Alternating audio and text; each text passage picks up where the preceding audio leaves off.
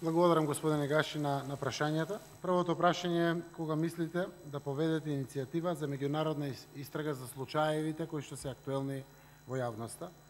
Ние напишавме и во програмата на владата за меѓународната истрага за случаеви кои што навистина има отворена дебата во Република Македонија, се гради недоверба од страна на граѓаните кон институциите, пред се кон институциите од правосудството.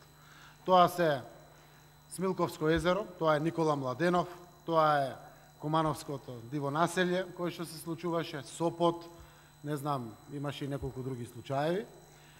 Суштината е во начинот како да се обезбеди меѓународната истрага на сите овие случаеви, за да конечно граѓаните ја знаат целата вистина.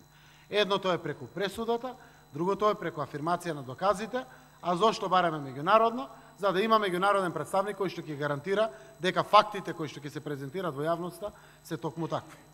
И затоа отворивме разговори со меѓународните институции и земјите пријатели на Македонија, пред се мислам и на Европската унија, за да изнајдеме начин како ќе обезбедиме таа меѓународна истрага или меѓународна гаранција за сите овие случаи. Ако во процесот, како што е судската постапка за диво населје, во моментот направиме паралелна меѓународна истрага, тоа ќе го дерогира независното судство, односно правосудство, согласно устав кој што треба да одлучува, за да може постапката да си продолжи по патот како што е одлука на основен суд, апелација и врховен суд. Ако дадеме меѓународен коментар во моментот на оваа одлука, апсолутно тоа може да значи пореметување на независноста при носењето на судската одлука и жалбената постапка во неа.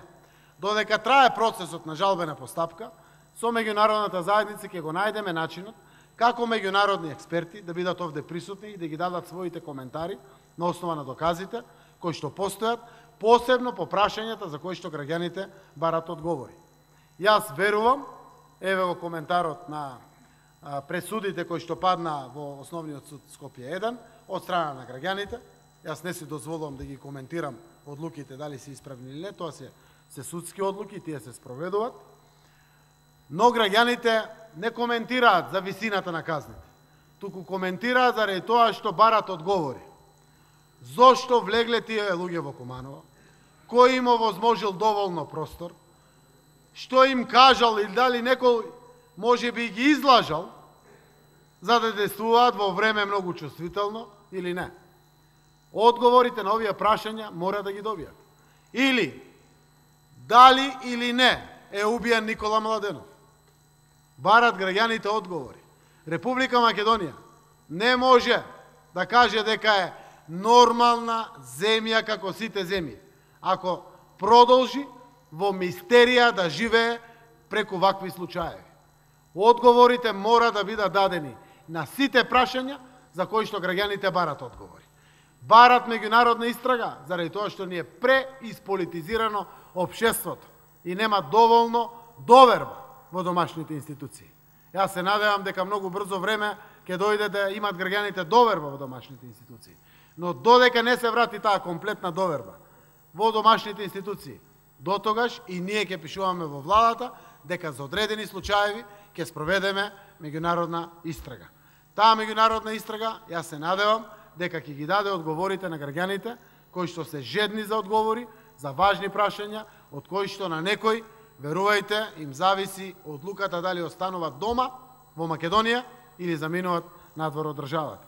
Граѓаните ги заслужуваат тие одговори и ние како влада ќе направиме се за сите прашања кои што се отворена дебата во Македонија. Конечно граѓаните да знаат што се случило, кои биле причините за тоа што се случило, зошто се случило и што било посреди на ваквите случувања.